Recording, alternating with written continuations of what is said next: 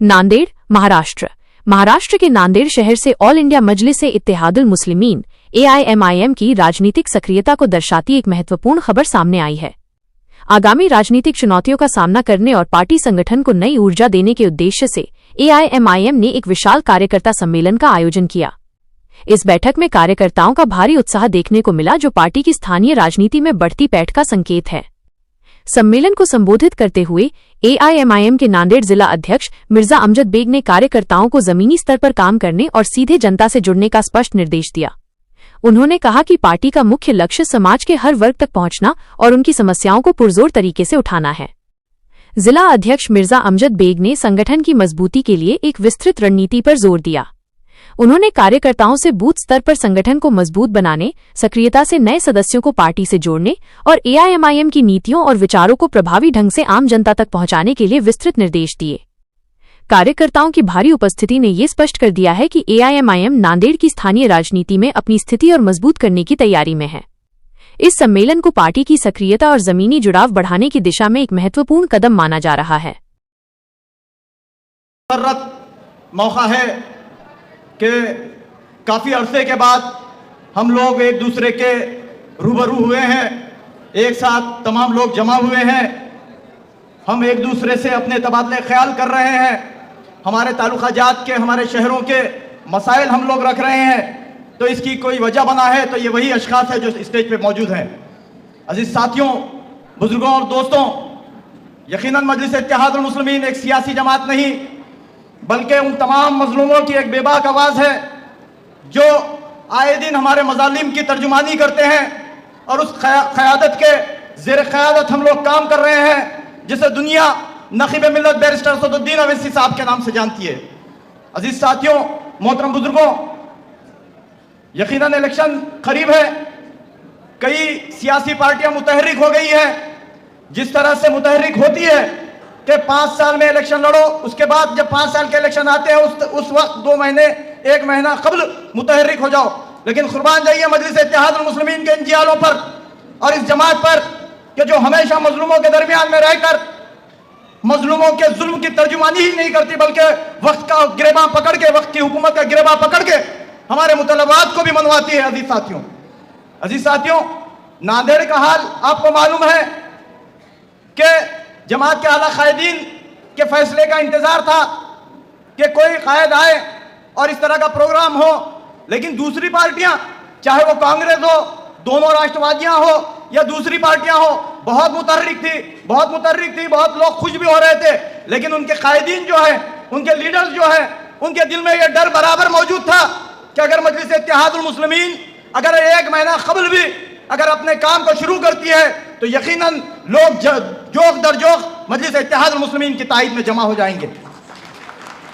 और इनका यह डर लाजमी भी है क्योंकि हमको मालूम है कि ना सिर्फ नांदेड़ में, ना सिर्फ महाराष्ट्र में, बल्कि पूरे मुल्क भर में मजलिस-ए-इत्तेहादुल मुस्लिमीन के तय जो मोहब्बत लोगों के दिलों में है, जो नक़ीब मिल्लत अलहाज बैरिस्टर असदुद्दीन अवैसी साहब की चाहते जो लोगों के दिलों में है, जरूरत सिर्फ इस बात की है कि हम उन लोगों के करीब जाएं। यकीनन मैं आप लोगों की सताइश करता हूं कि आपने बारहा लोगों के दरमियान में जाकर लोगों के मसाइल की यकसुई की भरपूर कोशिश की। अजीज साथियों, आप मुबारकबाद के काबिल है। यकीनन आपने पिछले कुछ दिनों पहले देखा, हमने कोई सियासी एजेंडे के तहत नहीं बल्कि जब बारिश का पानी लोगों के घरों में आया, प्रशासन ने अपनी आंखें बंद कर दी, चुने हुए नुमाइंदे खामोश घरों में एसी लगाकर सोए हुए थे, तो यकीनन मैं सताइश करता हूं सैयद मोइन साहब की, जिन्होंने अपने रुफ़क़ा के साथ सबसे पहले इन मुसीबत ज़दा लोगों के दरमियान में जाकर वहां पर मजलिस-ए-इत्तेहादुल मुस्लिमीन के बैनर के जरिए लोगों की मदद की।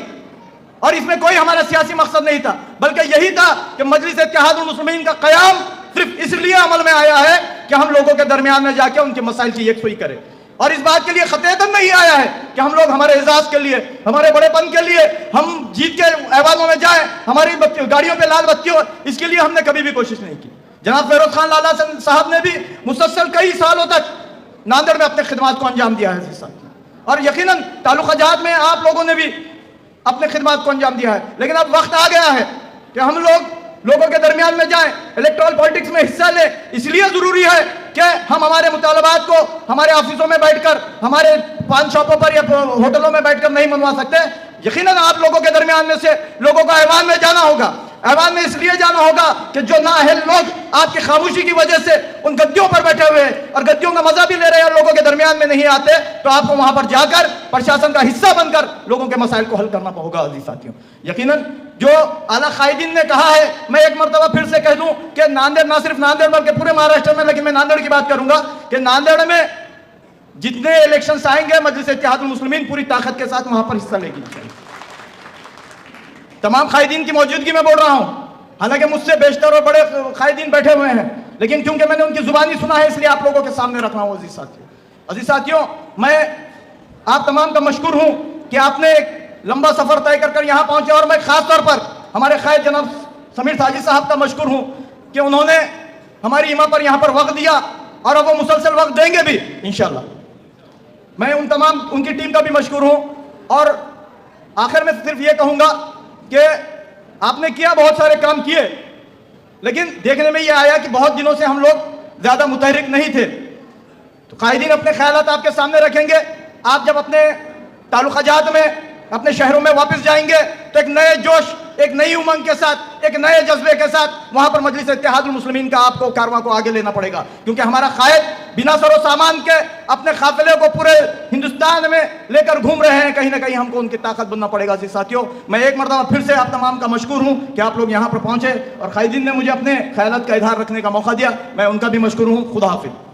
अपने शहर और आसपास की हर ताज़ा खबर से अपडेट रहना चाहते हैं? हमारे चैनल को लाइक और सब्सक्राइब करें ताकि आपको मिलती रहे पल पल की अपडेट्स। किसी भी जानकारी या सुझाव के लिए आप हमें व्हाट्सएप पर 9049032007 पर संपर्क कर सकते हैं।